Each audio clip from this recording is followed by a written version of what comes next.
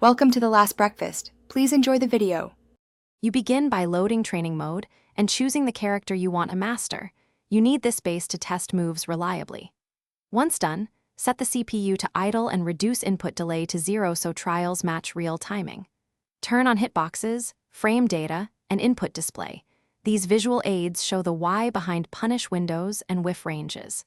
Practice a basic jab string to confirm recording works and that your controller inputs are captured accurately. Now you record specific scenarios, a 10 to 60 frame meaty, a common pressure string, and a full combo recovery.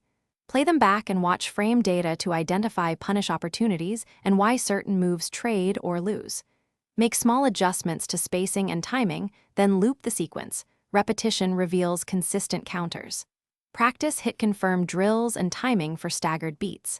If something still feels off, slow playback and single-step inputs to observe exact frames. Finish by building scenario presets.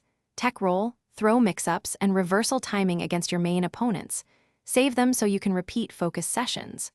Work on muscle memory for crouch stecking and throw breaks, and drill reversal windows until responses become instinctive. If playback desynchronizes or inputs don't match, reset controller bindings, reboot training, and check rollback/network settings. These fixes often resolve odd latency. Keep a concise notes file of what worked so you can replicate improvements quickly.